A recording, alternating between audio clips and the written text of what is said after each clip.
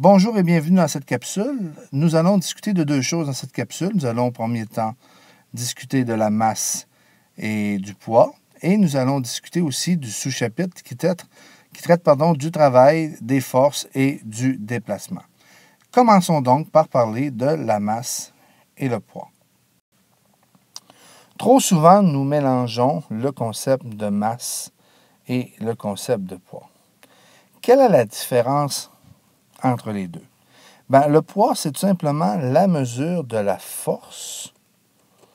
C'est la mesure de la force que la gravité exerce. Donc, s'il n'y a pas de force de gravité, il n'y a pas de poids. La masse, elle, c'est la mesure de la quantité de matière. Donc, est-ce que la quantité de matière, elle est la même, peu importe où on se trouve? La réponse est oui. Donc, la masse ne varie pas. Un astronaute sur Terre ou dans l'espace a exactement la même quantité de matière, donc l'astronaute aura la même masse. Par contre, le poids de l'astronaute va varier, puisque cet astronaute-là, s'il est dans l'espace et qu'aucune force de gravité s'exerce sur lui, il sera en apesanteur, son poids sera nul. Et s'il est sur Terre et qu'il subit une force de gravité, nous pourrons calculer son poids, nous pourrons le vérifier, puisqu'une force de gravité s'exerce sur lui. Normalement, les unités pour la masse, c'est le kilogramme, et pour le poids, puisque le poids c'est une force, nous l'avions vu dans un chapitre précédent, ça va être le newton. Est-ce qu'il existe une règle qui permet de relier masse et poids? La réponse est oui. La relation est la suivante. La force de gravité, donc c'est ici le poids, est égale à la masse, ici en kilogrammes, multiplié par G. Et qu'est-ce que G? G, c'est la constante gravitationnelle en newton par kilogramme. Mais elle va varier. La valeur de G sur Terre est différente de la valeur de G sur la Lune ou de G sur Mars. Donc, sur Terre, la constante est de 9,8 newtons par kilogramme.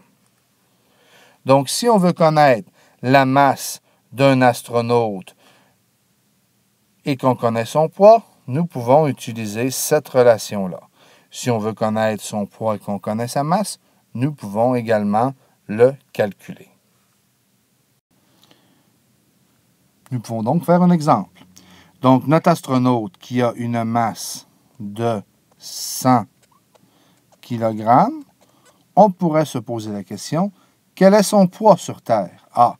Donc, son poids sur Terre, Fg est égal à point d'interrogation. Et puisque nous sommes sur Terre, la valeur de G est de 9,8 newtons par kilogramme. Nous pouvons donc appliquer la formule Fg est égal à mg. Donc, son poids en newtons sera égal à la masse en kilogrammes, 100 kg, multiplié par la constante de la gravité sur Terre, 9,8 newtons par kilogramme. Les kilogrammes se biffent.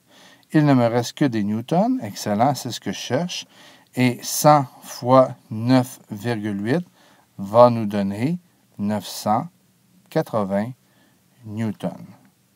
Donc, nous aurions son poids.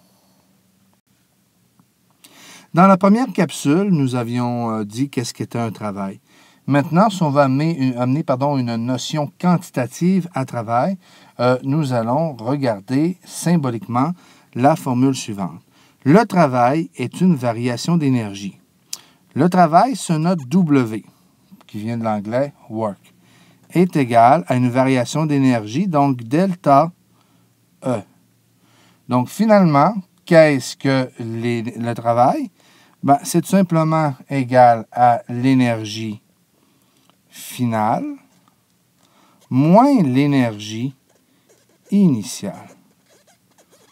Donc, si j'ai un objet qui avait 100 joules au départ et qui acquiert de l'énergie par un travail et qu'il est rendu à 200 joules, alors je vais pouvoir dire que le travail qui a été fait sur cet objet-là est égal à 200 joules moins 100 joules.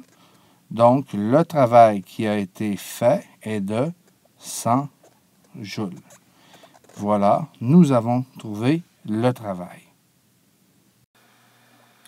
Une autre façon de quantifier le travail, c'est de dire que la quantité de travail effectuée est proportionnelle à la force efficace appliquée et au déplacement causé par cette force. L'équation s'écrit W est égale à la force efficace multipliée par le déplacement de l'objet et ça se note delta S. Le travail W, nous l'avons déjà noté comme étant de l'énergie en joules. La force, une force, ce sont des newtons. Et ici, le déplacement delta S se trouve à être des mètres. Donc, nous pourrions dire que 1 joule est aussi égal à 1 newton fois 1 mètre. Prenons comme exemple la boîte suivante. J'ai une boîte. Cette boîte-ci a un déplacement et je lui applique une force de 10 newtons. Supposons que la boîte se déplace sur 10 mètres. Je pourrais calculer le travail. W serait égal en notre cas à la force efficace. Ici, la force est parallèle au mouvement. Donc, la force efficace est de 10 newtons. Serait égal ici à 10 newtons multiplié par 10 mètres, ce qui nous donnerait 100 joules de travail.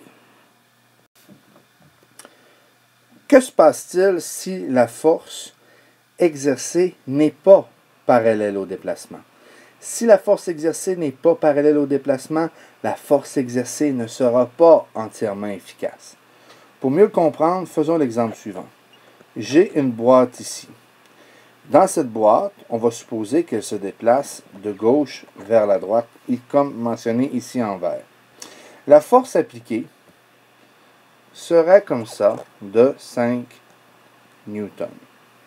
Immédiatement, nous voyons que la force appliquée n'est pas parallèle au déplacement.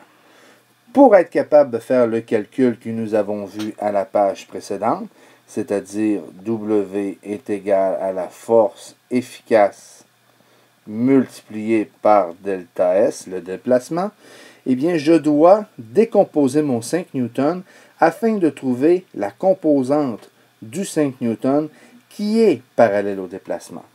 Ça revient donc à décomposer le 5 newtons, ici connaître la partie qui est parallèle au déplacement, et ici la partie qui est perpendiculaire au déplacement. On sait que ce qui est parallèle au déplacement, c'est la force efficace, c'est elle dont j'ai besoin de faire le calcul, et que la force qui est perpendiculaire est une force inefficace qui n'a aucune influence sur le travail. Eh bien, immédiatement, qu'est-ce qu'on voit apparaître ici? On voit apparaître un triangle rectangle. Supposons que je vienne ici tirer avec un angle de 45 degrés. Eh bien, je pourrais trouver quelle serait la grandeur ici de la force efficace. Effectivement, nous savons qu'il est possible d'unir un hypoténuse, un angle et un côté adjacent. Qu'est-ce qui unit un hypoténuse, un angle et un côté adjacent dans un triangle rectangle? C'est un cosinus. Donc, ici, je pourrais dire que le cosinus de 45 degrés, donc je vais l'écrire ici, le cosinus ici de 45 degrés, serait égal à quoi? C'est égal au côté adjacent, dans notre cas, c'est la force efficace, divisé par l'hypoténuse, dans notre cas, l'hypoténuse vaut 5 newtons. Donc, si j'isole la force efficace, je peux trouver ici que la force efficace est égale à 5 cos de 45 degrés. Et si on le fait sur la calculatrice, cos de 45 degrés nous donne 0,707. Donc 5 fois le cos de 45, je vais trouver que la force efficace serait de 3,54 newtons. Donc si j'avais à trouver un travail et qu'on me donnait sur quelle distance en mètres serait le déplacement, eh bien pour trouver le travail, je devrais faire le calcul avec 3,54 newtons qui serait la composante efficace de mon 5 newtons. Pour terminer, prenons l'exemple suivant. J'ai une boîte